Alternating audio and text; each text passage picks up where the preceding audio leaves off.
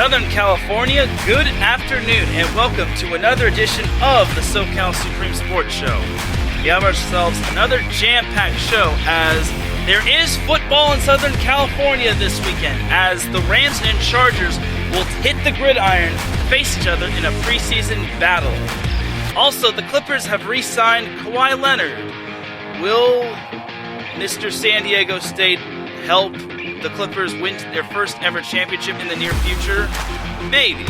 And then the Dodgers, unfortunately, continue to fall behind, and as well as the Padres, but they still have the wild cards still locked up for the most part. And are the Galaxy actually trending in the right direction despite their loss to the Vancouver Whitecaps? And is LAFC trending in the wrong direction after their loss to the San Jose Quakes? Also, the Angels are still the Angels, and we have all that and more here on the SoCal Supreme Sports Show. This is Teran Rodriguez bringing you another edition of the SoCal Supreme Sports Show here on IE Sports Radio, your direct feed for all that is sports.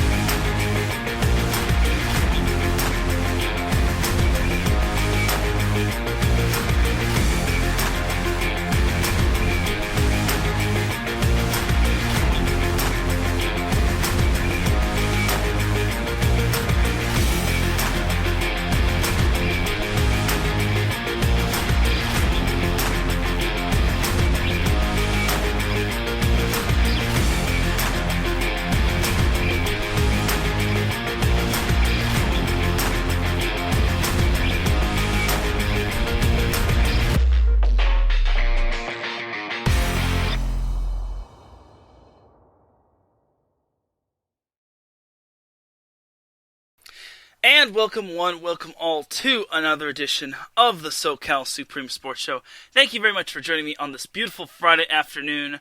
Hope everyone's having a good day. I know it's Friday the 13th, so hopefully nobody has cracked any mirrors or walked under any ladders or knocked over any salt shakers filled with salt. So, just gotta get that out of the way right there. So, without any further delay, let's get on into the Southern California sports action. But first, we have some sponsors to take care of.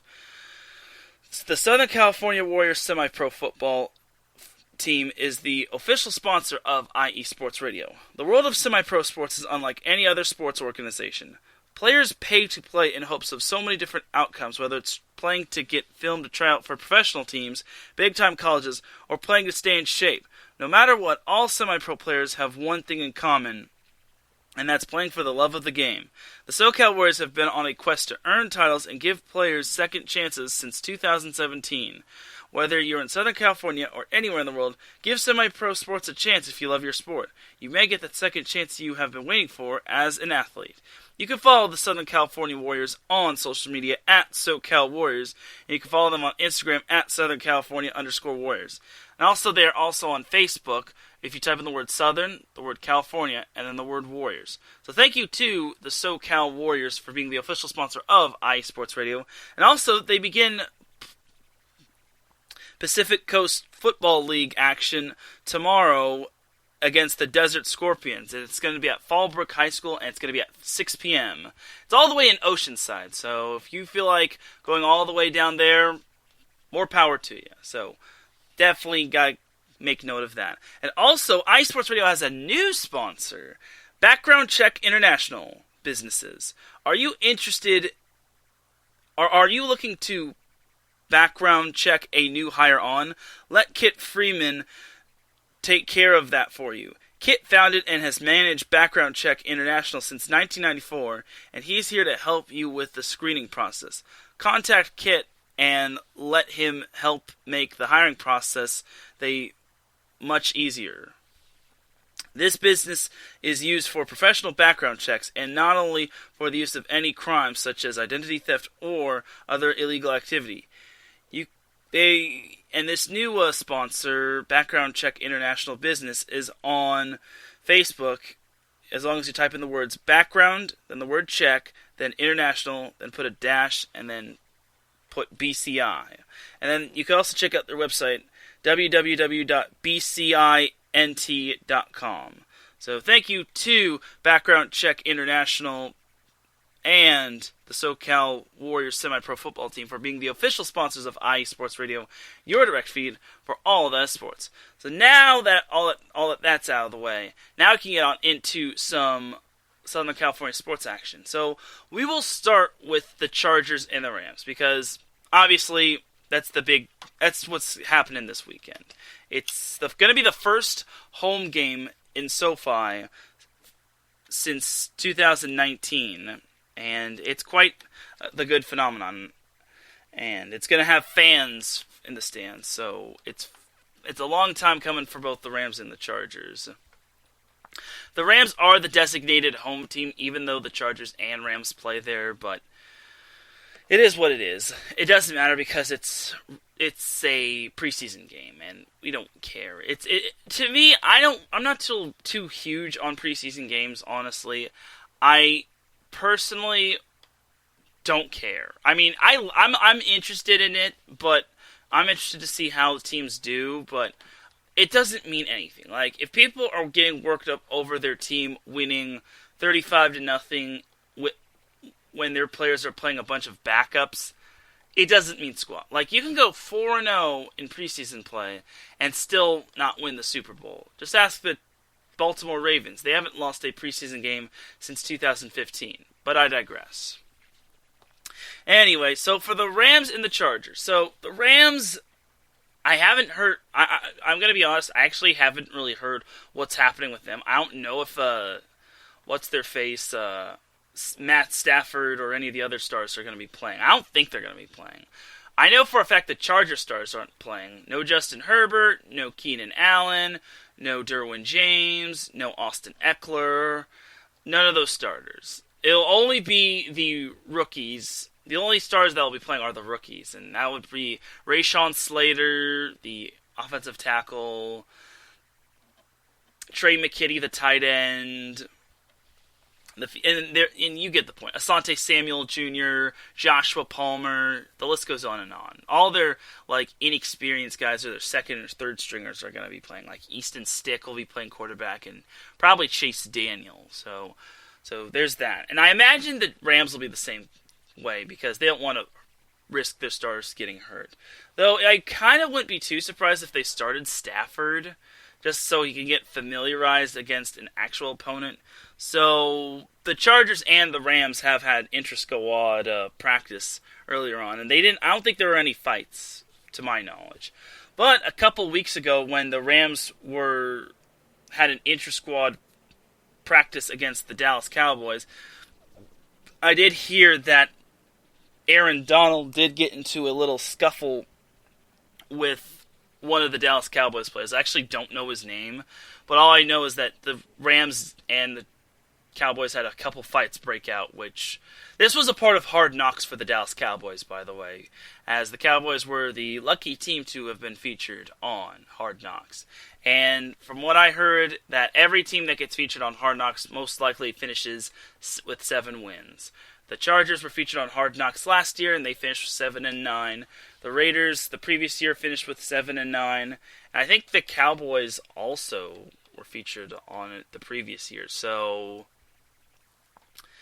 I can imagine maybe the Cowboys will be finishing 7-10. They for sure can't finish 8-8 because they have 17 games and whatnot. So there's that right there. So honestly, I'm really excited for this Chargers-Rams game. I won't be going to it because I've got other things to attend to. So, and also it's just preseason. If this were an actual game, maybe I'd have my eyes glued to the TV. So, but that's not the case right now. So, for me, I think one thing to watch for the Chargers is their offensive line and how it functions. Mainly Rashawn Slater. Like, he has done great things in the practices for the Chargers. Like, this is probably looking like it's going to be a great pick for the Chargers. As, unfortunately for other teams like the Vikings, Christian Darrisaw has been hurt, and I think he might be day-to-day. So, I think picking Rashawn Slater in the long run was a big get for the Chargers. They obviously were not going to get Penei Sewell, just because that was going to be a long shot. But what can you do? I think they got the second best offensive lineman. So, and then for the Rams, I imagine they're going to be experimenting with the run game, just because they don't have Cam Akers, and they're probably going to start. They're probably going to start like other running backs to see like which one will be RB1, if it'll be Darrell Henderson, or there's one other running back who I think the Rams might be interested in starting. Not entirely sure, but I think for the Rams, this is the perfect opportunity to see who will be the best running back. So I remember. And then John Wolford will be the quarterback. And Xavier Jones will be one of the running backs, along with Darrell Henderson. Like, I have their depth chart pulled up. Or do I? No, I only have the Chargers. Whoops. My bad. So, either way, I think the Rams are going to have a very fun little scrimmage with the Chargers. Again, it doesn't matter on who's going to win or lose. Like, no matter if the Chargers win, cool, but if the Rams win, cool. But it's not going to really matter, because the Lombardi is not won in the preseason, it's won in the postseason. So there's that for the Rams and the Chargers. I imagine the Chargers will probably roll with Chase Daniel based on experience. If not, they'll go mainly Easton Stick. Just because they're not going to throw Justin Herbert out there. Like, I know Chargers fans have been wanting to see the new offense click and how it performs in an actual game. But I don't think this is the game that the Chargers want to test their offense in. Just because, well, you don't want to get any of your players hurt, because Mike Williams has been nursing a hip injury, which it's just a minor hip injury, according to Brandon Staley. So there's that right there. And then I think Tyron Johnson that was not hurting. He was like nursing a little injury as well, but I don't think it's not too minor. Like, the only main injury I think the Chargers have is like Kenneth Murray, who hurt his ankle. I think he'll be fine though. Like, it's not serious from what I'm hearing, and otherwise we'd be hearing all sorts of like news about it, such from people such as Ian Rappaport and Tom Pellisario. So, looking at the Rams' depth chart, or unofficial depth chart, Darrell Henderson is the main running back, while Xavier Jones and Jake Funk are pretty much neck and neck for running back too.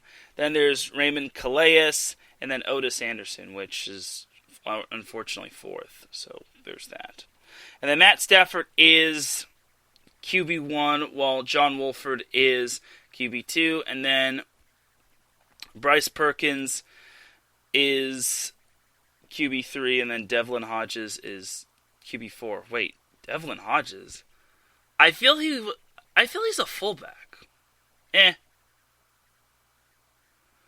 Anyway, so that's that for the Chargers depth chart, or not the Chargers, the Rams depth chart. In terms of wide receivers, they have Cooper Kupp listed as their wide receiver 1, and I guess wide receiver 2 is Deshaun Jackson and Van Jefferson. But where's Robert Woods? Am I missing it, or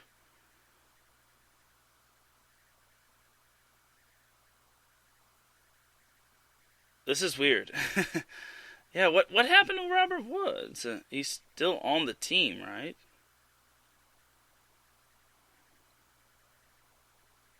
Yeah. Oh, here he is. He's wide receiver too. I'm blind. They have 3 wide receiver slots. They have Cooper Kupp, who is wide receiver 1, and then Robert Woods is another wide receiver 1. Then there's Deshaun Jackson and Van Jefferson. So I guess they're going to run 3 wide receivers. So there's that right there. And then tight ends are Tyler Higbee, then Johnny Munt, then Bryson Hopkins, then Kendall Blanton, Jacob Harris, and Kyle Markway. And that's pretty much the offense right there. I won't really go over the center, left tackle, right guard, right tackle, etc., etc. Let's just jump over to their defense. Their strong safety is Jordan Fuller, and their free safety is Taylor Rapp. Then their right corner is Jalen Ramsey. Their left corner is Darius Williams. Then they have Leonard Floyd at outside linebacker. Then Aaron Donald is their defensive tackle. Then Ashawn Robinson is their defensive end. Then their nose tackle is Sebastian Joseph Day. And Justin Halls is their other outside linebacker. Their inside linebackers are Troy Reeder and Kenny Young as their first stringers, and then Darius Williams is their left cornerback, and then there's that. All right, so there's that for all of the Rams' depth charters and all their number 1 guys. For the Chargers, their wide receiver 1 is Keenan Allen, while Mike Williams is wide receiver 2, which makes sense. Then wide receiver 3 is most likely going to be Tyron Johnson. They also have Joshua Palmer and Jalen Guyton in the mix. And then their left tackle is Rashawn Slater. He is their left tackle number 1. Then they have Matt Filer, who's their left guard. Then Corey Lindsley is their center. Then Ode Obushi, who I've heard a lot of good things about, is their right guard 1. Then Brian Bulaga is their right tackle 2, which I hear he kind of hurt his hand, and he kind of had it wrapped around, but it appears he's fine. And then Jared Cook is tight end 1. This is kind of the position I'm a little concerned in, as Jared Cook is tight end number 1, followed by Donald Parham and Trey McKitty. Then there's Steven Anderson and Matt Sokol. So I imagine Jared Cook's going to be tight end 1, just based on experience alone. So I also pitched the idea on my personal Twitter account that the Chargers should maybe go after the tight end from Oregon. I forgot his name, and I'm blanking on it, and I'm going to go back to look at it. But the Chargers, there's no better way to say this. They have the worst tight end room of the AFC West. Because you compare that to the Chiefs' Travis Kelce, the Raiders' Darren Waller, and then the Broncos' Noah Fant. It's basically no contest on those 3 having a much better tight end room than the Chargers. Which, again, I would have liked it if the Chargers had drafted Tommy Tremble. Because had they done so, I think their tight end would have been a little bit more improved, and I don't think they would have maybe needed to do a sign. What's-his-face? Jared Cook, but it's always good to have experience. So Jacob Breland is the former Oregon tight end, and he obviously had passes thrown from Justin Herbert, and he was waived by the Baltimore Ravens via Tom Pelissero. So it's not Pelissero, it's Tom Pelissero. So he was an undrafted free agent, and he actually was rehabbing after a serious knee injury in 2020. So I'm hoping he does get another chance, and if the Chargers can snag him, cool. If they can't snag him, then c'est la vie. So, but either way, I am excited for this Chargers offense, so we'll see what happens. Anyway, back to the Chargers depth chart, unofficial depth chart. Then they have at quarterback Justin Herbert as their QB1, followed by Chase Daniel. Then they have Easton Stick at their QB3, and then also at QB3 they have KJ Costello. So they just recently signed him a week ago. So the Chargers have a new backup QB in KJ Costello. He played a little bit at Stanford, and then I also remember he played at, I think it was Mississippi State, if I'm not mistaken. Regardless, he is a Southern California product. He actually played football at Santa Margarita High School. So this is kind of a full circle moment for him, except he's kind of playing up where past Orange County. Everyone is now calling Orange County Juice County, which I understand why. Anyway, so there's the Chargers quarterbacks. Then at fullback we have Gabe Neighbors, and then at running back we have Austin Eckler. Then their running back 2 is Justin Jackson, which makes sense. Their other running back 2 is Larry Roundtree III, which I remember they drafted him as well. Then the Chargers have at their running back 3 Joshua Kelly and Darius Bradwell, which I'm still a little iffy on Joshua Kelly, especially after last year and his mistakes against the Panthers and the Buccaneers. So there's that. Then let's just jump over to the defense. I actually didn't go over the Rams' special teams, but they didn't have their special teams on when it came to their unofficial depth chart. So, oh well. So their defense, their edge rusher 1 is Joey Bosa. Their defensive lineman Jerry Tillery is number 1. Then their other defensive line, number 1, is Linval Joseph, as well as Justin Jones. Their number 1 edge rusher is Uchenna Nwosu, and then their number 1 linebacker is Kenneth Murray, and then their other number 1 edge rusher is Drew Tranquill, who missed pretty much all of last season with a broken leg, and I hope he can have a big season. And that's another thing that the Chargers, I'm going to be watching for if I ever see the Chargers preseason game. Can the defense do better than they did last year? Like, the Chargers defense wasn't bad, but they gave up so much points to, like, opposing teams. And they had lapses where they would pretty much lay a goose egg. So, there's that. Then we jump down to cornerbacks. So, their cornerback 1 is Michael Davis, as well as Chris Harris Jr. And then their safeties are Nasir Adderley, who actually is going to be playing on Saturday for the Chargers. And then Derwin James is their other safety 1. So there's that. Now, the kicking. The Chargers, I just said this this week or last week, but the Chargers still have a kicking problem. And it's disappointing as a Chargers fan. So, their kicker is Michael Badgley, who I will never, ever refer to him as the Money Badger. And no one ever should refer to Michael Badgley as the Money Badger. Until he can start being automatic, he does not deserve that name. Anyway, so their other kickers are Tristan Vizcaíno, and then they also have Alex Kessman as their kicker. Their punter/holder/kickoff guy is Tai Long. And then their kick returner is Nasir Adderley, followed by KJ Hill. Their punt returner is KJ Hill. And then their long snapper is Cole Mazza. So that's pretty much the Chargers' depth charts and their number 1 guys. I also made note of some number 2 guys, but I just wanted to get the number 1 guys out of the way. But that's the unofficial depth chart for both teams. So, all in all, I'm glad the NFL is back, and I'm glad Rams and Chargers fans will be experiencing their, they'll have a fan experience. So, there's that right there.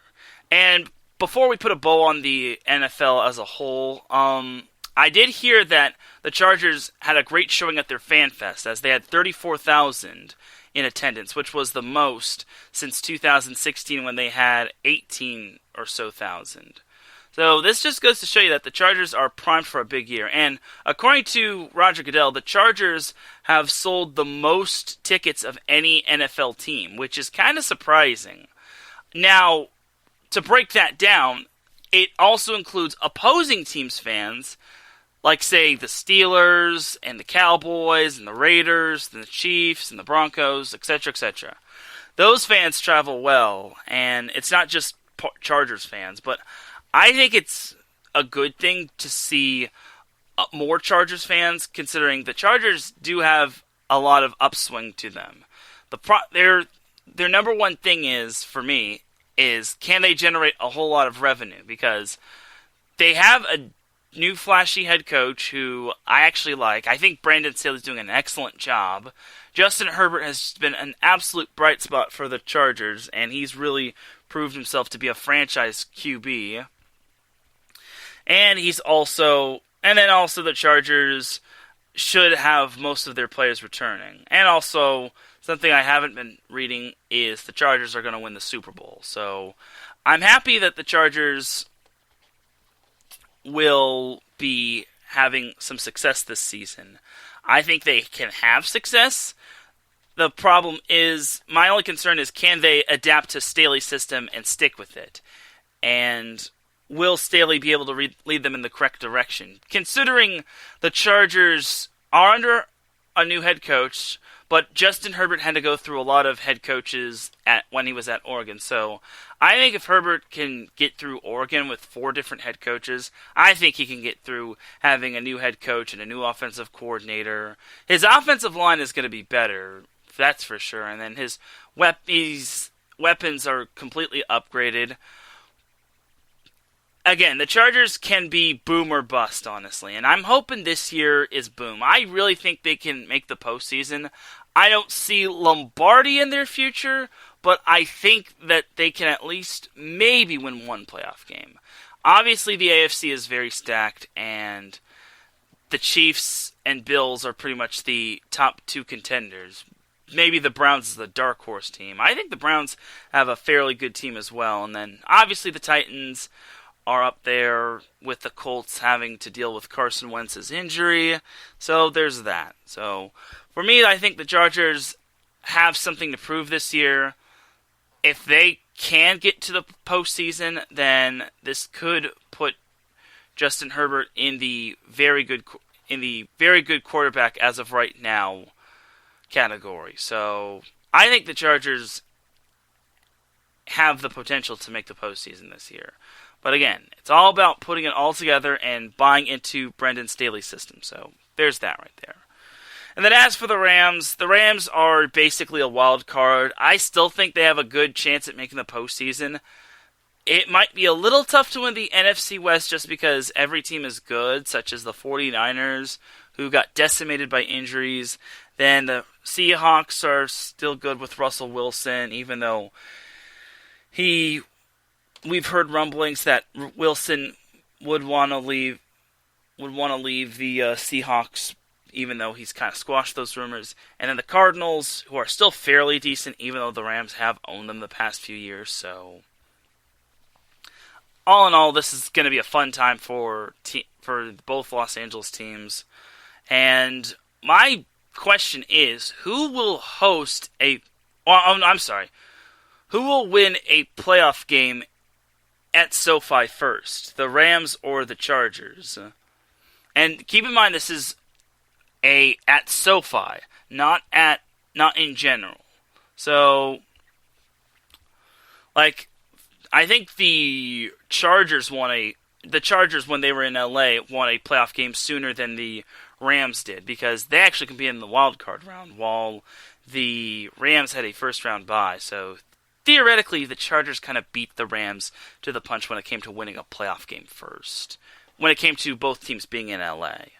Anyway, but that is a big question. I kind of wonder, who will win a playoff game at SoFi first, the Chargers or the Rams? It's a little food for thought, if you ask me. So if you want So if by chance you would like to answer that, definitely do let me know. You could leave your response to the SoCal Supreme Sports Show at SoCal Show IESR, or you can just leave a response to me saying, I think the Chargers or Rams will win a playoff game first. And I am at Teran Rodriguez 1, so there's that. Alright, enough about football. We've beaten the dead horse up for so long, so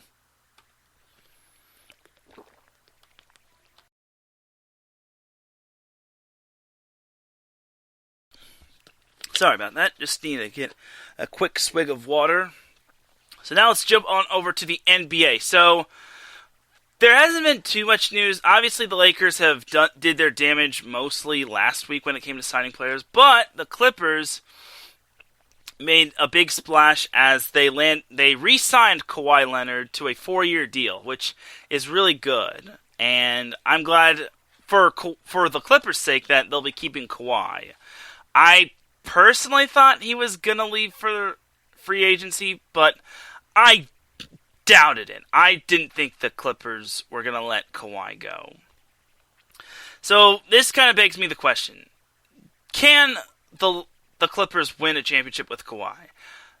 I'm going to be honest, and I don't want to call this person out, but Skip Bayless said that the Clippers will win a championship with Kawhi, and the Lakers will not win a championship with LeBron so long as he's on the Lakers. First of all, I think that's a terrible take. I think that is the worst take I've ever heard. The LeBron and the Lakers failed to defend their crown, and now they're washed up. I think that's a pretty bad take. And honestly, I don't agree with that one bit. First of all, I think the Lakers are just as good as the Clippers. Yes, they're a little old, but they have lots of experience. And while those players are a little past their prime, I think that's good for them. I think Russell Westbrook, aka Mr. Triple Double, is still as good as ever. And then LeBron won't be at 100%. Like, he won't feel the same, but I think he'll still be decent. And then, obviously, you have other key signings, such as Carmelo, Dwight Howard, who meshed well defensively. Anthony Davis will be back, obviously. I think the Lakers have a lot of upswing to them. I think last year was just a tough year, and they were doing well. They were 21-6 before the injuries came piling in, and it's a bummer for the Lakers. And keep in mind, they didn't have a full off season like some of these other teams. But for Skip to say the Clippers will win a championship with Kawhi, I can agree with that. I think the Clippers can win a championship, but the West is starting to get a whole lot tougher. Like, in the defense of Skip, I'll say this, the Clippers still have a lot of depth on their team. However, hey, David, as we say hello to David Crooks, you're actually just in time. I'm actually talking NBA right now. So I'm basically just reiterating what Skip Bayless said. He said the Clippers were going to win a championship with Kawhi Leonard, while the Lakers were not going to win a championship with LeBron James so long as he's still there. And Davidson hit it right on the head. He says depends on Leonard's health. That is exactly what I was about to say. The Clippers can only go so far as Kawhi takes them. When the Clippers got to the Western Conference semis, they actually were doing great, and then I think it was Game 5 or Game 6, Kawhi hurt his ACL, and while it looked minor, it eventually had him sitting out the rest of the postseason. So the Clippers can only go as far as Kawhi takes them, and without Kawhi, the Clippers just don't have that veteran/championship leadership. I know they have other key players from their championship team, or not from their championship team, from other championships, but I just don't think that they're like that. Without Kawhi, they just don't have that it factor. Like, they're still good on paper, but they just can't go far. And this year was their perfect opportunity to win the championship, but unfortunately, they blew it. And I hate to say it like that, but they had opportunities to win against the Suns in Games 2, and then Game 4, and then Game 6, they eventually got flushed out. But I think they're on the right track. But I'm not fully sold on them, considering the Warriors, I hate to say it, but the Warriors are getting better. The Suns should also be up there with Devin Booker and DeAndre Ayton. Once again, I think the Lakers still have potential. I think that their team, while it does consist of quite a bit of aged players, I think those players are very good, and they still have talent, and everyone was doubting the Lakers when they were signing a bunch of other old guys back a couple of years ago, but look at what happened. They eventually won the championship. So I think I think everyone can please put away the narrative of the Lakers are too old, because I think it's not being old, it's being experienced. And then also, I think we could also put away the Lakers aren't going to win another championship with LeBron. Like, LeBron won a championship with the Cavs. Yes, the Cavs were stacked. Yes, LeBron was younger, but he still took him to 2 finals in a row. So I think it was actually 3, actually. I'm not entirely sure. I think it was actually 4. I think it was 15, 16, 17, 18. I'm probably miscounting. So, yeah. So, Davidson says, even before Leonard's ACL injury, you still question his health. Yeah, I agree. He's had other past injuries which have hurt him. I think he had an Achilles injury when he was with the Spurs, and then other injuries have kind of hurt him as well. So, while the Clippers do look good on paper, they have to actually go out and win. And personally, I want to give him a chance. I really do. But I feel they're going to find some way to botch it. And then I feel that narrative from Skip Bayless when he said Kawhi is going to lead the Clippers to a championship is going to fall flat on its face. So, don't get me wrong. I don't want to see the Clippers fail. I want to see them accomplish.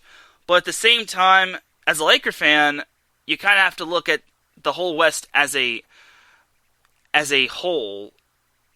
Can the Clippers survive against other teams, such as a healthy Utah Jazz team, a healthy Denver team, a Suns team who almost won their first championship, the Trailblazers with Dame Dollars and a few other of their star players, and then, like I said, the Warriors are also up there too. They should be up there with their draft picks, and then they signed quite a bit of good free agents, and then they still have Klay Thompson, so we'll see what happens, but I think Skip's take was very out in left field, if you ask me. So I know everyone has their own opinion, but it just did not resonate well with me. It's like, that's kind of a little extreme to say, especially if LeBron does have 3 years on his contract. I said this was his last year, but he did sign an extension to be with the Lakers for a couple more years. So, for me, I think LeBron can at least get one more championship with the Lakers. It depends on his health, it depends on AD's health, it depends on how healthy the Lakers are. And also, I didn't mention this last week, and this actually happened a little while after I did my show last week. Frank Vogel signed an extension with the Lakers, so that was huge right there, and I'm really happy the Lakers decided to keep Frank Vogel, just because he has done an excellent job with the Lakers. In his first year, he took them to the finals, and they managed to win the NBA championship. And I don't care if it was in the bubble. A championship's still a championship. We wouldn't be having this discussion if the Clippers had won, if the Heat had won, if the Bucks had won, if the Celtics had won. Every time something involves the Lakers, everyone just loses their mind, no, not just the Lakers. Every time something involves LeBron or the Lakers, everyone loses their mind and says, oh my god, it shouldn't count, or this blah, blah, blah, blah, blah, blah, blah. And everyone's just coming out with their ridiculous takes in left field. Just let it be, man. Just saying. Anyway, so back to Frank Vogel getting an extension. Good for him. I'm happy Frank Vogel got an extension with the Lakers, and I hope he can deliver more championships with the Lakers, whether they have LeBron or not. I think the Lakers will have something good happening. Like, their team is built to win now, as opposed to winning in the future. So, we'll see what happens. But back to the Clippers. I still think they have the potential in the Western Conference, but as Davidson said, it all depends on Kawhi's health. And it's not just this year's injury, but last year's, but all his past injuries. So, we'll see. Well, that's going to do it for the NBA portion of the show. I'm going to try to end a little earlier. I won't end too early, considering I do have something going on at 7. So let's actually jump to some MLS action right now. So currently there's only one game going on: the San Jose versus Vancouver, which is clearly not Southern California. So I think it was Sunday that happened. Yeah, Sunday we had both LA teams playing in their respective games. The LA Galaxy tied with the Vancouver Whitecaps 1-1, which is kind of disappointing. I thought the Galaxy would have won. They scored the first goal thanks to Kevin Cabral, and it was 1-0 at the half, and then Vancouver scored 5 minutes into the second half, and the Galaxy had their chances, but unfortunately could not put the ball into the net. Now, I actually need to make something clear. So I saw Kevin Cabral got hurt, but apparently he flopped. Now, when I first saw the injury, it looked a lot more serious than it initially was, and then I eventually found the clip, and then I saw it, and it was like, okay, maybe he is exaggerating just a little. And then he eventually got fined for for flopping. So I even sent it to my boy Andrew Hagenbaugh. So the MLS Disciplinary Committee has found LA Galaxy forward Kevin Cabral guilty of simulation/embellishment in the 90-plus minute of their match against Vancouver on August 8th. Cabral has been fined an undisclosed amount for his action. So, unfortunately, that's basically a fancier term for Cabral flopped. So, So I was wrong about him flopping, I was wrong about Cabral actually being hurt. I'm sorry. I'm sorry. It initially looked bad to start, but still, I wish VAR had reviewed that just in case. So anyway, the Galaxy tied Vancouver 1-1, as surprisingly the Galaxy are 1-1 against Vancouver this year. And Vancouver is one of the worst teams in the West, so not good for the Galaxy. The Galaxy actually have 2 crucial games this coming week. So starting tomorrow, they play Minnesota at Minnesota. That is a 3 p.m. Pacific start time. And then on Tuesday, they actually have a midweek game. On Tuesday, the Galaxy head back home to Dignity Health Sports Park to play the Colorado Rapids at 7:30 p.m. And that, once again, that's on a Tuesday, which is very surprising. That's a quick turnaround. So the Galaxy only get like 2 days of rest and practice, and then they have to prepare for the Rapids for a crucial game, because Colorado is right behind them in the Western Conference standings. And then next Friday, the Galaxy will stay at home to take on the San Jose Quakes, which should be a fun little match, as it's NorCal versus SoCal. I forgot the name of their rivalry. I'm sorry. I do think that rivalry is much better than the LAFC San Jose rivalry, but I digress. So, and like I said in past episode, the Galaxy close out the month of August on Saturday, August 28th, against LAFC at LAFC, so in El Tráfico. So looking at the standings, the Galaxy are still in a good position. They are only 2 points back of Sporting KC and only 1 point back of Seattle for second place.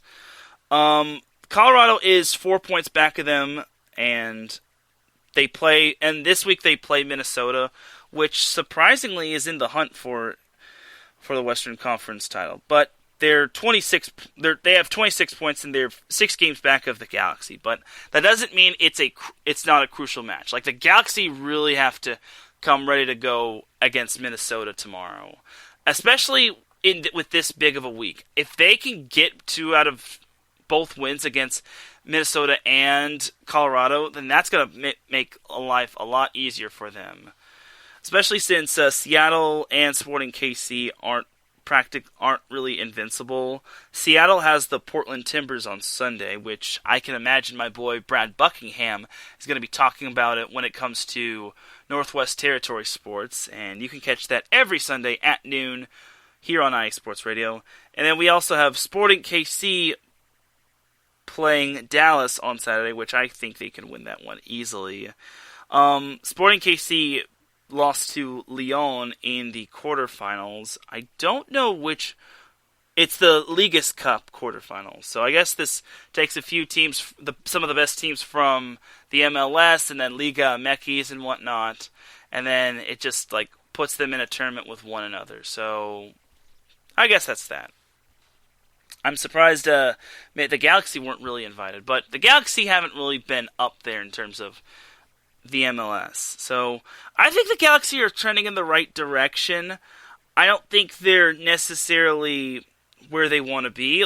They're still in third place, which is quite nice. So meanwhile, for LAFC, they kind of had themselves a rough week last week, as last Wednesday they lost to last Sunday they lost to San Jose. They lost 2-1 in full time at San Jose, so kind of a not so good loss for LAFC. So what are you doing, LAFC? So looking at the San Jose LAFC game, LAFC didn't score until the 39th minute, but at that time San Jose was up 2-0, and neither team scored in the second half. So I'm just going to say this for LAFC, kind of need to improve that goalie play. So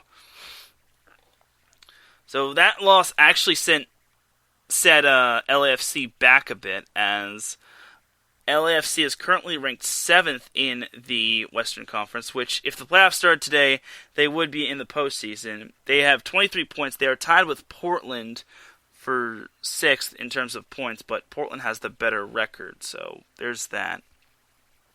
Real Salt Lake and Dallas are actually behind them with 21 points, so they're 2 back, as well as San Jose. So that final spot is going to be quite the bloodbath.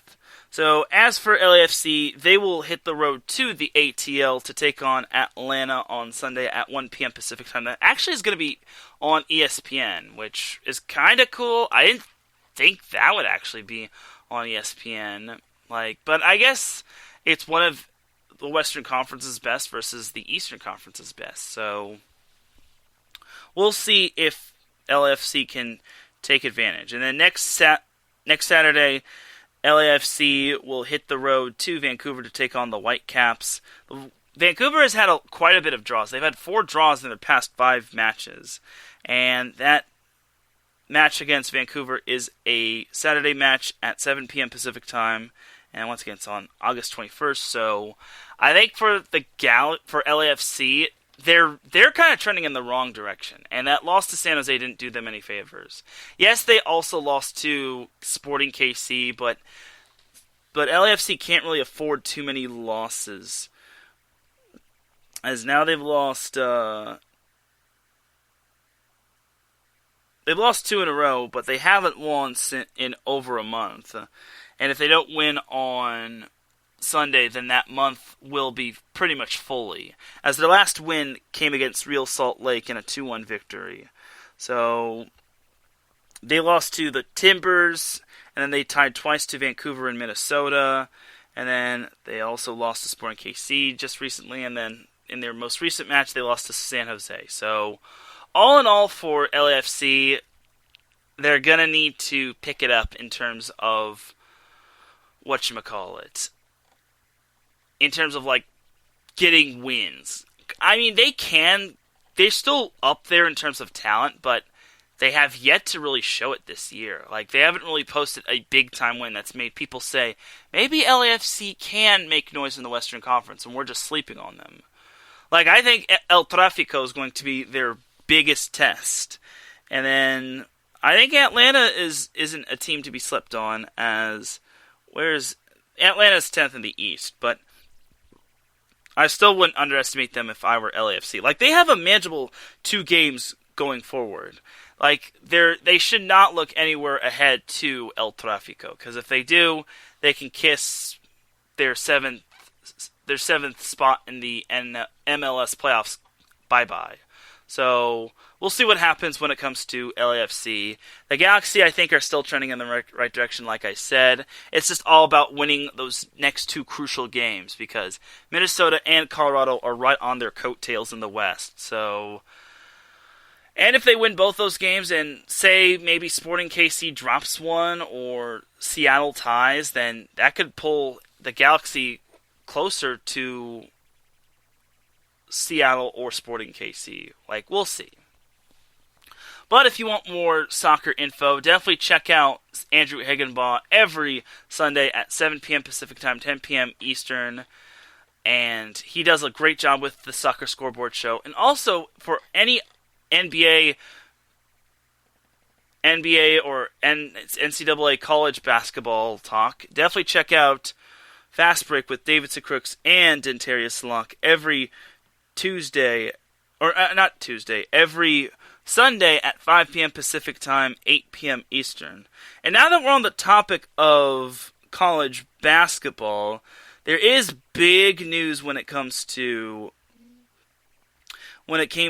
USC, as Kijani Wright told Mark J. Spears that he is committing to USC, as he is the number 16 prospect of the class of 2020. So, just when we all thought USC was going to go away and not make any noise, they managed to land Sierra Canyon, which is in Chatsworth, also in Southern California. They managed to land Kijani Wright, the number 16 prospect in the class of 2022. And that is huge for the Trojans. It just goes to show you that Andy Enfield is... I don't want to say it, but Andy Enfield is kind of turning USC around.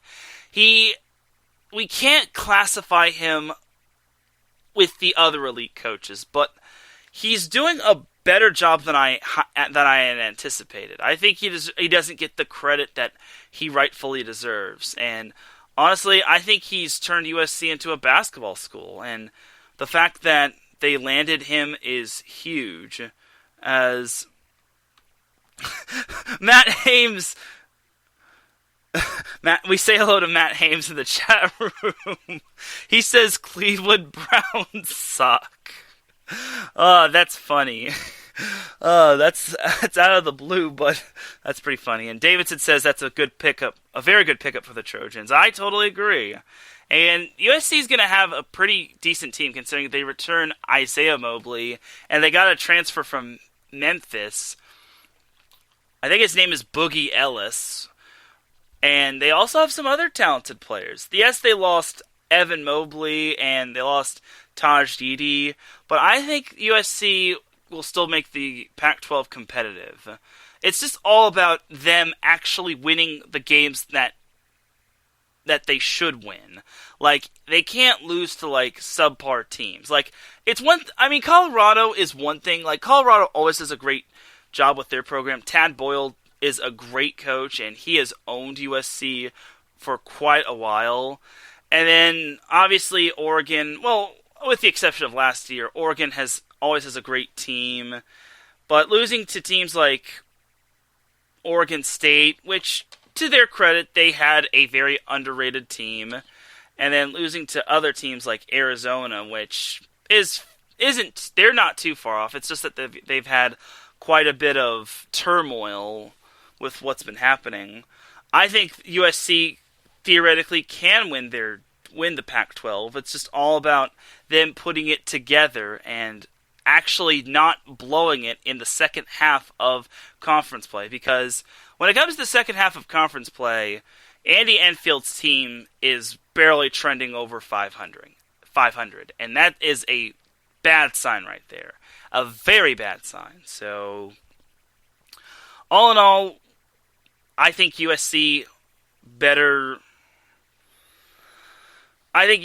is starting to turn into a basketball school. It all depends, but UCLA is still up there, as I think the Bruins are also going to have some promise going into this season. I also did hear that UCLA is playing Gonzaga, I think, near Thanksgiving Day. So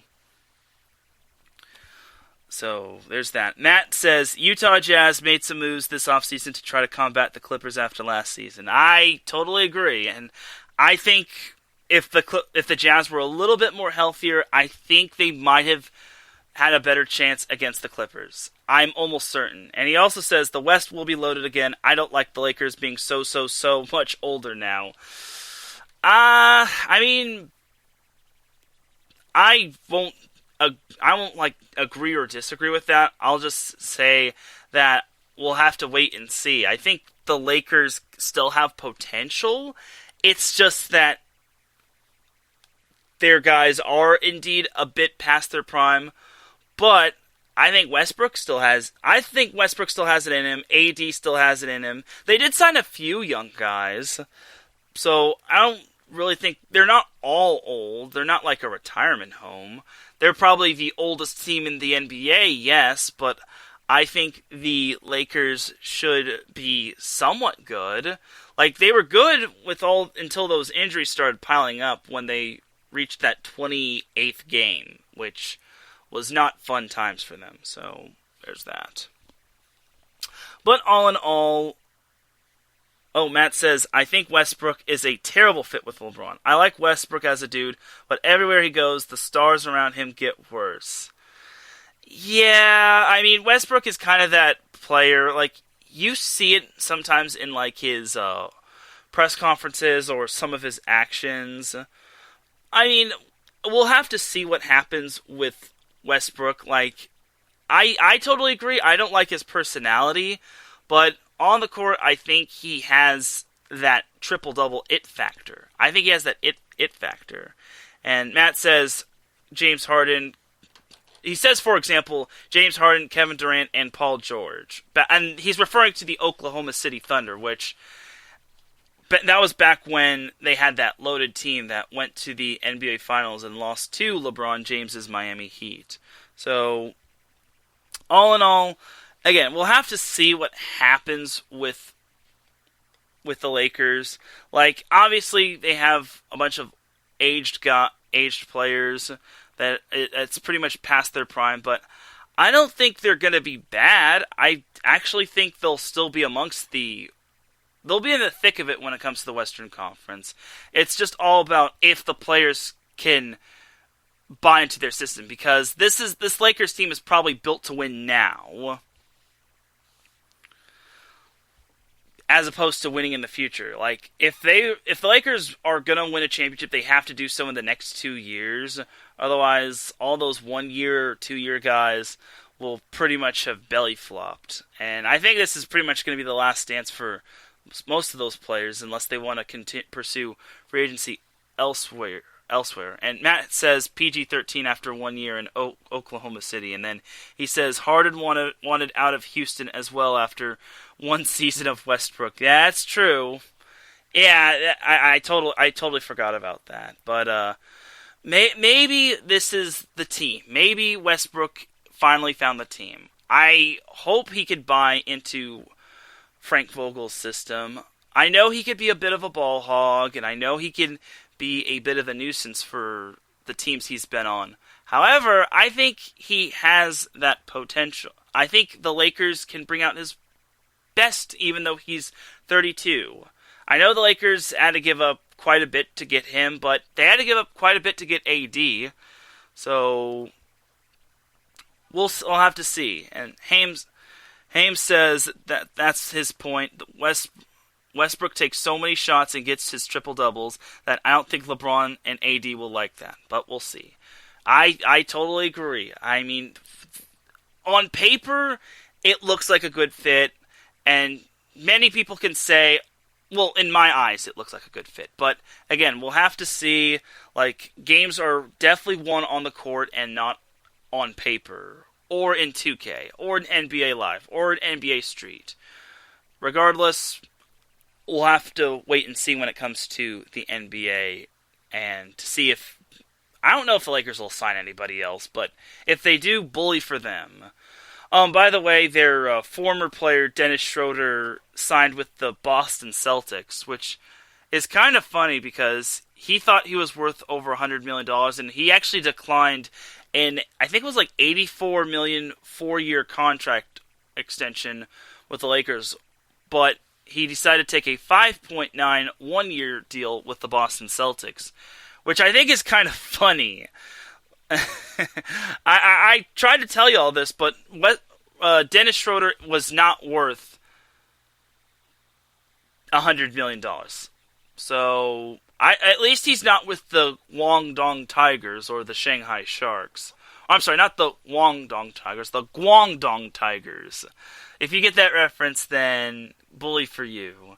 But at least Schroeder has a team in the NBA that he's playing for, and not the Guangdong Tigers or the Shanghai Sharks. So there's that right there. And we'll actually take ourselves a quick little commercial break. When we come back, we shall have some MLB talk. And also we have not one, but 2 Dum Dum of the Week's awards.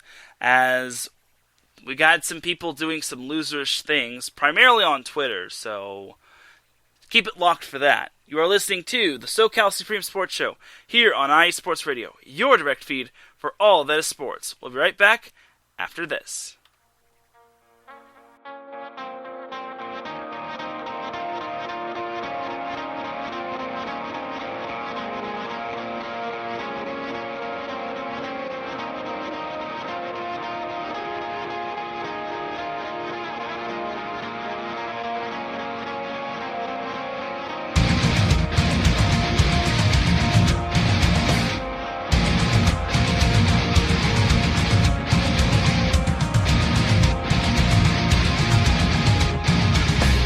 Hey sports fans, do you like wine? Well, we've got the show for you. This is Let's Wine About Sports, a show where we talk about wine and sports simultaneously. From the classic Cabernet Sauvignon all the way down to the grapes that you've never even heard of before. Oh yeah, we cover it all. And we'll talk about a little bit of sports as well. Football, hockey, collegiate, women's sports, it doesn't matter. We're going to talk about it all, and we're going to whine about it all. So join me Monday at 8 p.m. on IU Sports Radio, your direct feed for all that is sports.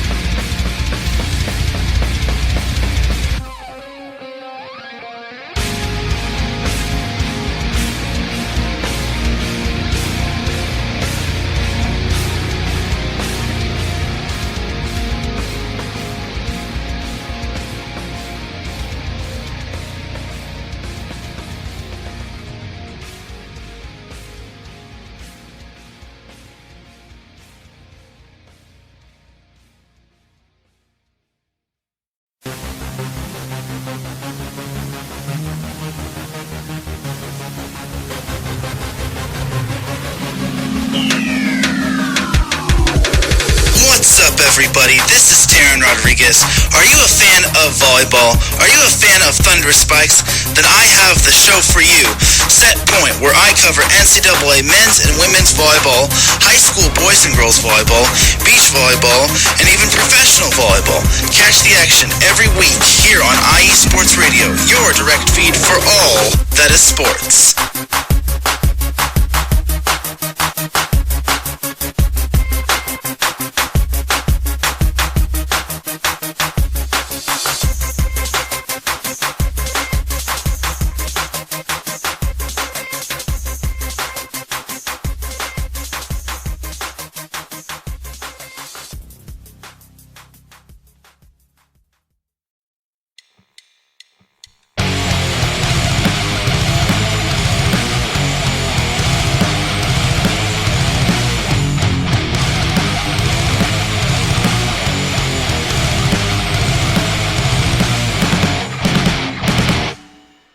love college football?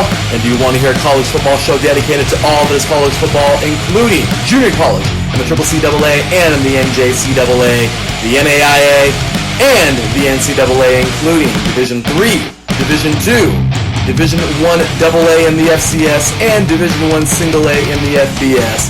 Well then look no further. Join myself, Larry B., and my colleagues, Mr. H-Town Blake Henley, and Mr. Christian Espinoza, each week during the college football season for the latest in college football on 3 and Out College Edition, right here on IE Sports Radio, your direct feed for all that is sports.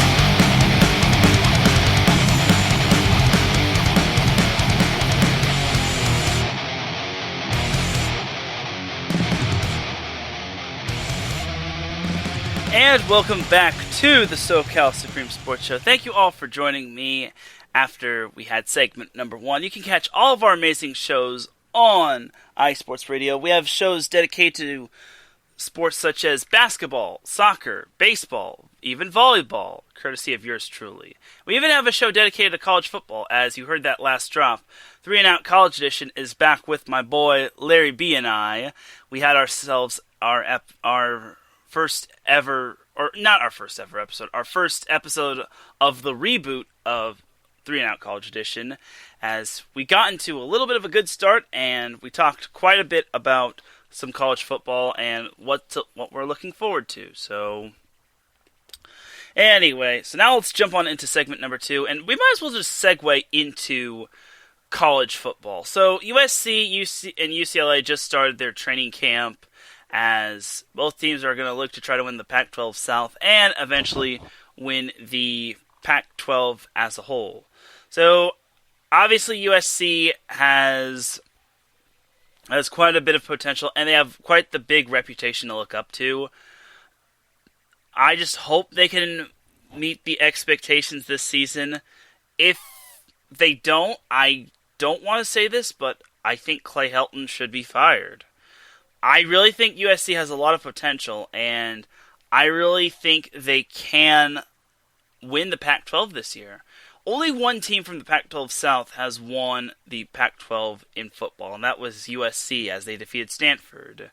So, all in all, this is a big year for USC, and honestly, I really want to anything short of not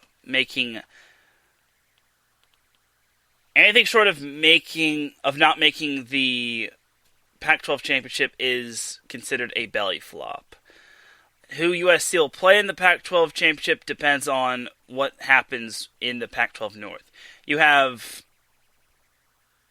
Washington, who has a good amount of returners on their team, and you have Oregon, who has a good amount of returners on their team, though their quarterback situation is a little funky, but we'll see.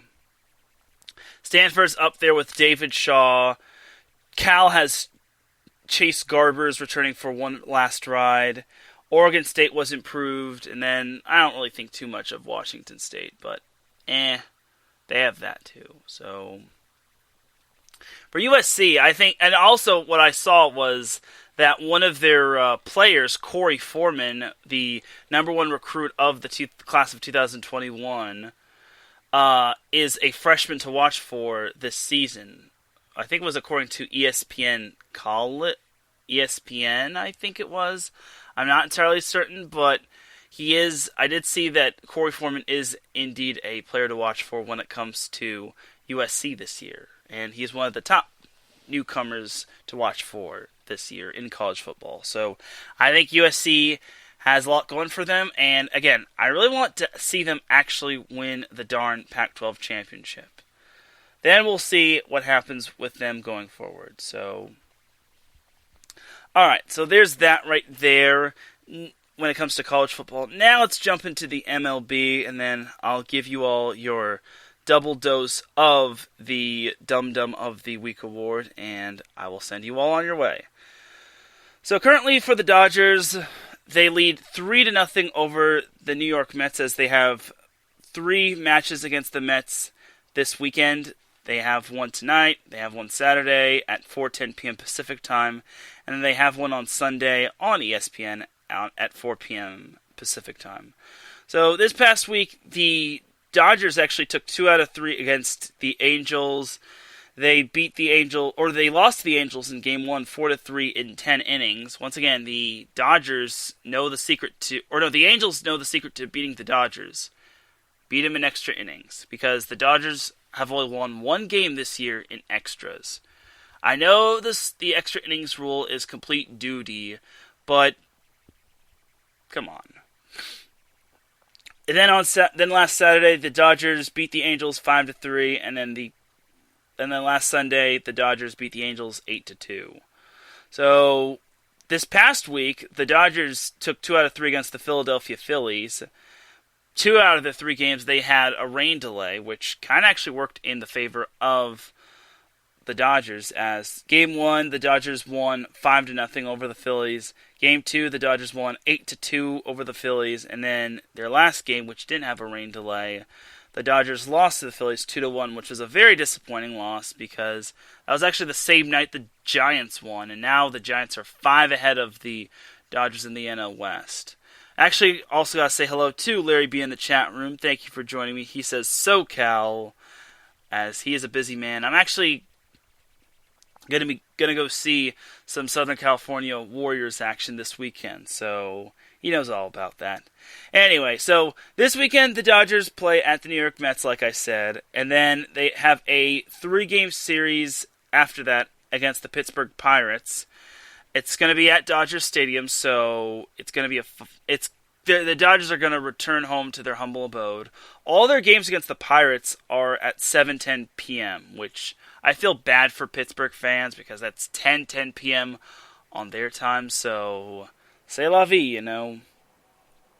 And then next Thursday, Friday, Saturday, and Sunday, the Dodgers have 4 games against the Mets, as the series will shift toward the Chavez Ravine, so it'll be in Los Angeles as opposed to this weekend where it's going to be at New York. So I think the Phillies fans are hoping that the Dodgers can beat the Mets all those times, considering the Mets have kind of lost their grip in the NL East, as the Phillies are, I think they're currently up in the NL East standings.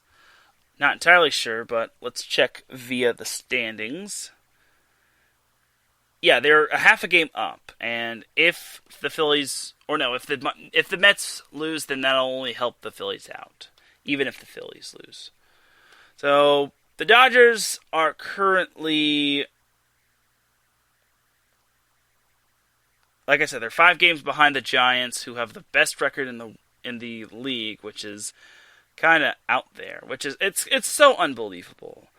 And the Dodgers have 69 wins and 46 losses. Yes, I said it. The Dodgers have 69 wins. Let's all make the 69 jokes. Ha ha ha ha ha ha ha.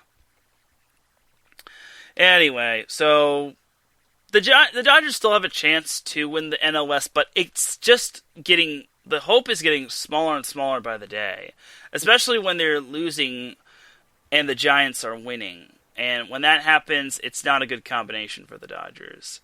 And the Giants, if I remember correctly, they have themselves a favorable schedule, because they have the Rockies, then the Mets, then they'll have the Oakland Athletics, but then their schedule's starting to get a little clearer, as they have the Mets and the Braves, and then they close out August with the Brewers. So there's that. So jumping to San Diego, the Padres have 66 wins and 51 losses. They are 9 games back of the Giants for the NL West division. However, the Padres and Dodgers both occupy the NL wildcards. The Padres are 3.5 games ahead of the Cincinnati Reds, as earlier in the week, the Padres lost to the Diamondbacks in the first game of a 4-game series, losing 12-3. Yikes! They lost to the Diamondbacks? That's a bummer. That's embarrassing, if you ask me. I think the Padres have kind of been up and down a bit, as this past week, the Padres took 2 out of 3 against the Diamondbacks in Petco Park. The Padres lost the first game 8-5, but won the second one 6-2. And then on Sunday, in the rubber match, the Padres beat the Diamondbacks 2-0. Then, this past Monday, Tuesday, Wednesday, the Padres took 2 out of 3 against the Marlins. They beat the Marlins 8-3 in Game 1 on Monday. Then on Tuesday, they beat them 6-5 in Game 2. Then the Marlins blanked the Padres 7-0. So, and then losing that game yesterday really set the Padres back because it looked like they were trending in the correct direction. But I hope, for the Padres' sake, that loss does give them a bit of a wake-up call. So, we'll see. So tonight, the Padres remain in the Cactus State as the Padres play Arizona tonight at 6:40 p.m., then on Saturday at 5:10 p.m., then on Sunday at 1:10 p.m. Then the Padres will leave the Cactus State and head to the Rocky Mountain State as they'll play the Rockies on Monday, Tuesday, and Wednesday. The first 2 games are slated for 5:40 p.m., while the third game is slated for 12:10 p.m. And this year, the Padres the Rockies have given the Padres a lot of trouble, which I don't understand how. I can't believe it. Like, of all teams the Padres have struggled against, it's the Rockies. But then again, the Rockies are pretty good at home, so we'll see. And then next Friday, Saturday, and Sunday, the Padres will head back to Petco Park to take on the Philadelphia Phillies. The first game is slated for 7:10, the second game is slated for 5:40, and then the third game is slated for 12:40. So, Padres are still in a good position. The Reds are starting to nibble away at that lead, but the Reds still continue to find ways to belly flop. So, we'll have to see what happens with the Reds and the Padres. I still think the Padres, Dodgers, and Giants all make the postseason. So, there's that. Now we gotta get into the black sheep of the Southern California sports, the Angels. So, the Angels, well, I already mentioned their series against the Dodgers. They lost 2 out of 3. So I'll just skip that series. They actually played 4 games against the Toronto Blue Jays. And in those 4 games, they actually split the series. They actually played a doubleheader on Tuesday. They won the first of the doubleheader 6-3, and then they lost the second one 4-0. Then on Wednesday, the Angels imploded and lost to the Blue Jays 10-2, as they gave up a grand slam in, I think, the 7th inning. I'm not entirely sure, but it was in one of the innings. That's the wrong game. No, it was the 5th inning, and then that eventually wound up costing the Angels big time, because it was only 2-0, and then eventually it was 3-2 in the top of the 5th inning, and then the grand slam was what did the Angels in, as Dylan Bundy took the loss.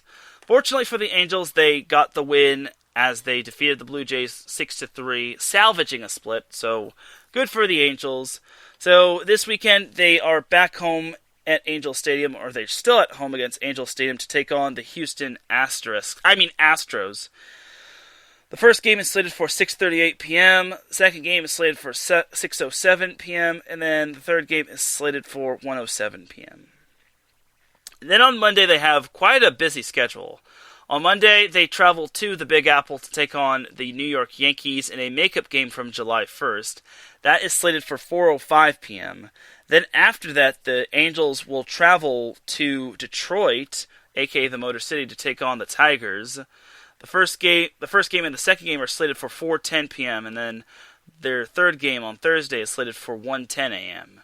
Then on next Friday, Saturday, and Sunday, the Angels will travel to the land, aka Cleveland, to take on the Indians, aka soon-to-be Guardians, as the first game is slated for 4:10 p.m., and the second game is slated for 1:10 p.m. Pacific time, and then the third game, surprisingly, is going to be on ESPN, and the Angels play the Indians at 4 p.m. Pacific time. So the Angels will also have a 3-game road trip against the Baltimore Orioles after after their series against the Indians. So, and then after that, they'll have a 2-game series against the Padres, a 3-game series against the Yankees, and then a 4-game series against the Rangers. So, it's still not looking good for the Angels, as they are currently 58-58. They are 11 games back of the Astros, aka the Trash Can Bangers. I'm kidding, y'all. The good news is for the Angels, they're the they're the 5th best team for the wild card spot. Well, the 6th best team, but they're still 7.5 back of the wild card spot. So it's looking very bleak for the Angels, even when Seattle and Toronto is losing. So I think it's still going to be the Oakland A's and the Boston Red Sox, even though the Red Sox have struggled recently. I don't see the Yankees making the postseason. I'm just going to say that right now. The Yankees will not make the postseason. I'm sorry to you Yankees fans. Don't kill me, but no postseason for y'all. And it's probably not going to be any postseason for the Angels as well, disappointingly. And now that I said the Yankees will not make the postseason, I've probably doomed the Angels to losing on Monday. So, Angels fans, I apologize, but we'll see.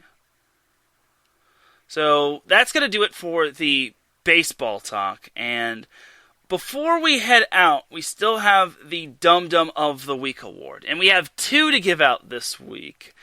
And the Dum Dum of the Week award is basically when you do something really dumb, or you say something dumb, whether it's in the real world, or whether it's on social media, or whether it's anywhere. No one is safe from the Dum Dum of the Week award. Even I could get the Dum Dum of the Week award. I almost want to give myself the Dum Dum of the Week award.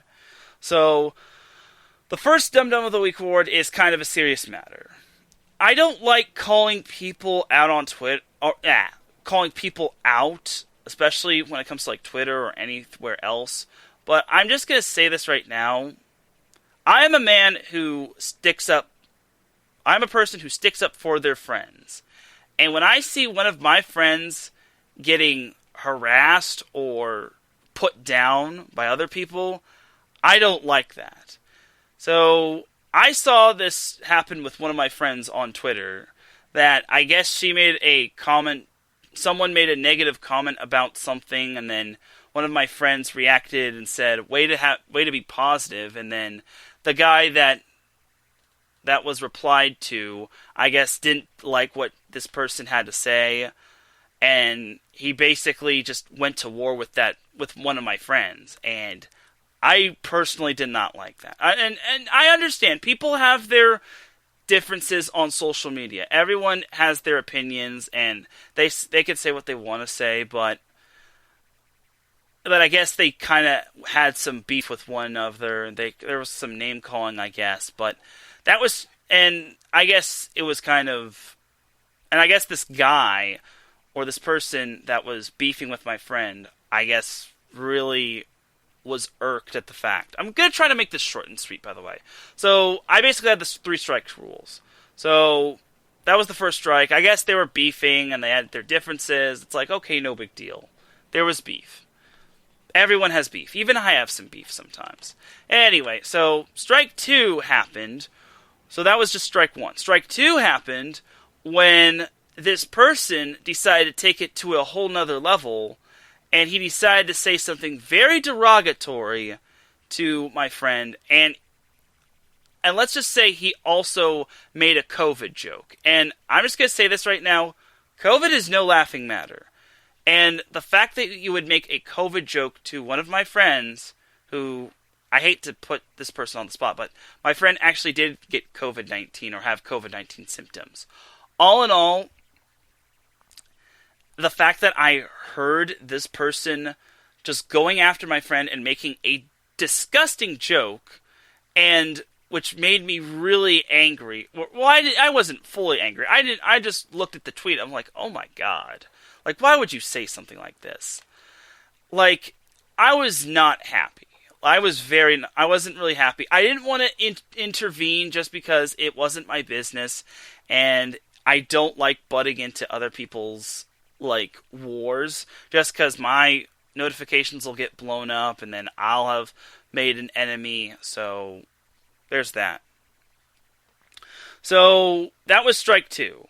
But then strike 3 happened, and I guess this guy that beefed with my friend has a podcast, and he not only talks about her, he puts this person's name in the title, and then he says that same derogatory term, which is, I will not say on the air, and then he dedicates the first part of his show to basically that person, and it really was disappointing, because I really didn't want to say anything, just because, again, it wasn't my business, and I didn't want to, like make anything happen, make a big scene of it, but I was really disappointed in this guy on how he handled the situation poorly.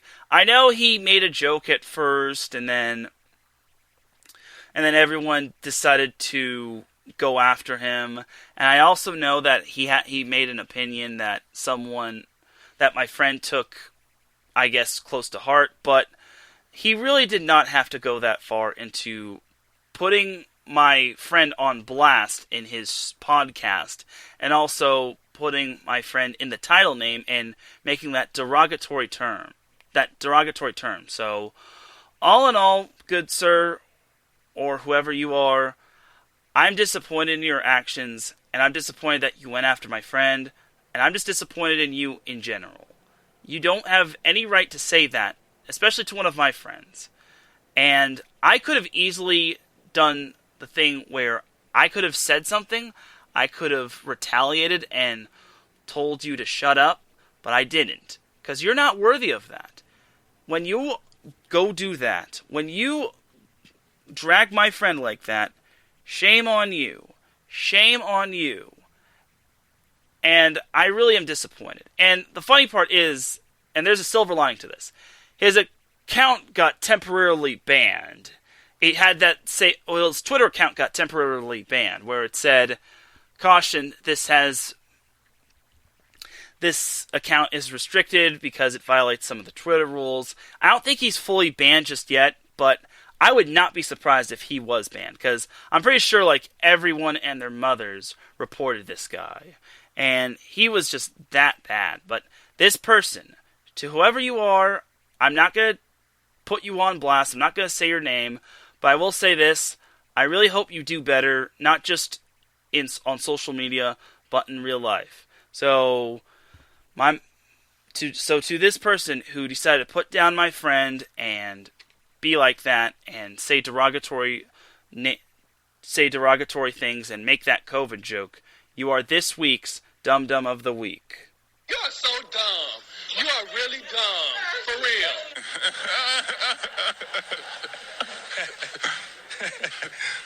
But it doesn't end there. So we have another Dum Dum of the Week. Now, we're going to end this on a little bit of a funny note and a high note. So, alright. So Dum Dum of the Week number 2. So, let me just tell you all this. So, obviously the Chargers are having a big time. They're having a whole lot of promise to their season, and they have a lot going on for them. They have their stadium, and then they obviously have Justin Herbert, and they had a lot of fans at their fan fest. One of their fans, however, decided to take it out of proportion, and he decided to basically take matters into his own hands. And what I mean by that is he decided to say something on Twitter that was, I don't think it was, whatchamacallit. It wasn't derogatory. It wasn't like what the other guy said, but he said something very funny yet very stupid at the same time. Just because I don't think he's in the right to be saying things like this, especially since the Chargers don't have a Super Bowl. So this happened. This was at 5 days ago, or this was at FanFest, where this person decided to say something really stupid. And that person was Sean Merriman, the former Charger. Now, I get it. He's passionate for the Chargers. He's a former Charger. He even felt critical of the Chargers moving from San Diego to Los Angeles. But for Sean Merriman, he said he posted a video of the Chargers Fan Fest, and there were 34,000 people. I mean, most of the seats were empty, but it's just a fan fest. Like, this isn't, like, something too huge, but I digress. So Merriman posts the video, and that's cool and all. I like it. However, he says, finally, a real stadium. And that's all right. Like, the Qualcomm Stadium was falling apart, and then Dignity Health Sports Park was not all that great. But then Sean Merriman decides to include in his little tweet, which included the video, all y'all got is a nightclub at Raiders.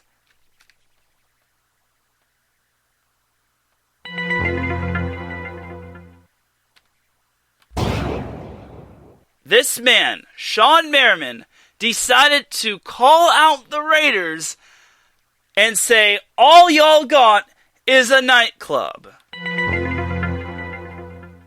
Okay, first of all, I understand the beef. I understand what Sean Merriman was doing. I understand he was trying to rattle the cages of Raider Nation. But did he really have to at the Raiders? And also, I'm just going to say this. The Raiders Stadium, Allegiant Stadium, is pretty darn good. It's not a nightclub. It has a nightclub in it, but it's more of a Death Star.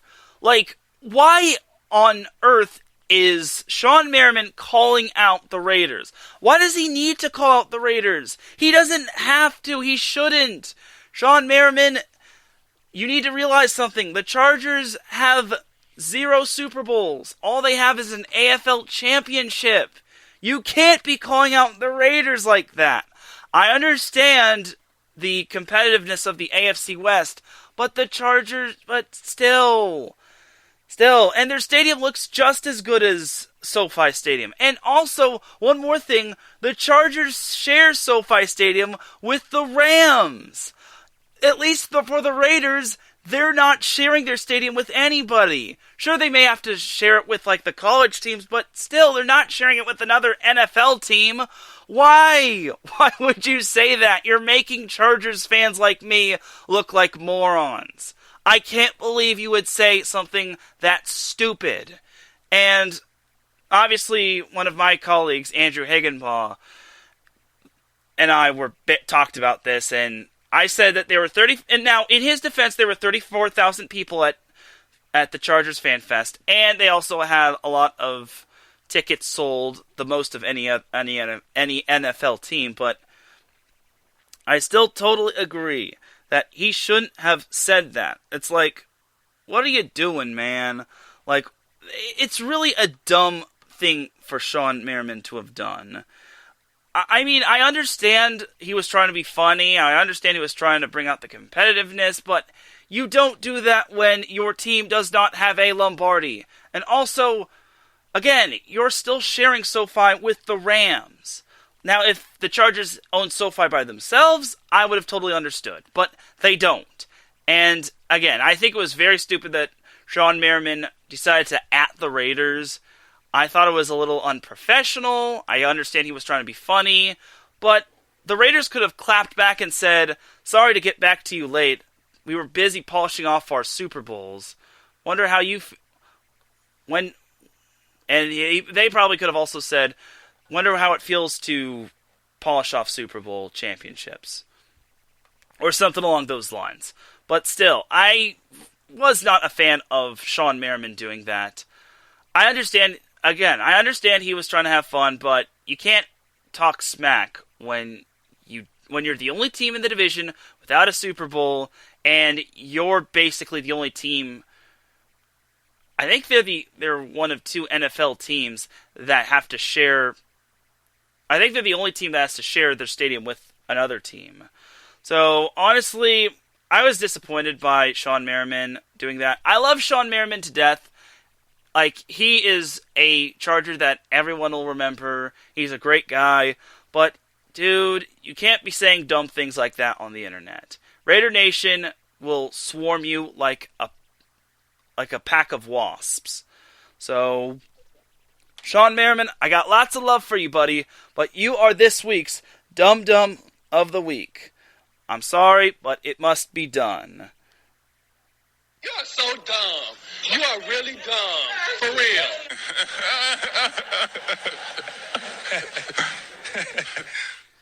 And that, my friends, is all she wrote. As that's going to do it for this week's episode of the SoCal Supreme Sports Show.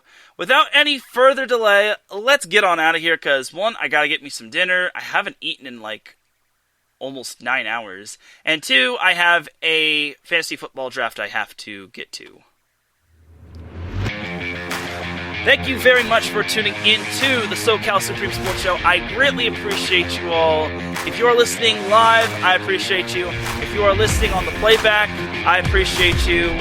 If you are listening in the wee hours of the morning, I appreciate you. If you're listening at all, if you tuned in even for a little bit, I greatly, greatly, greatly appreciate you.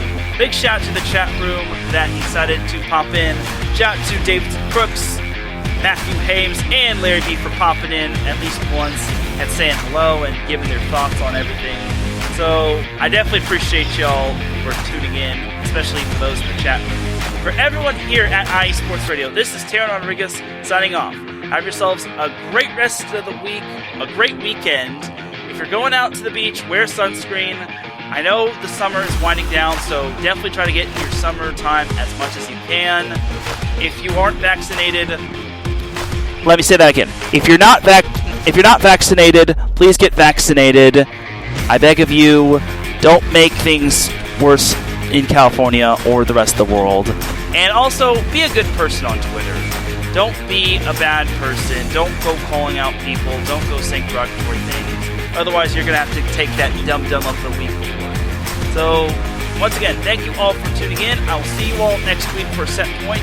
Have yourselves a great rest of the weekend. And remember, SoCal is for SoCal. Peace!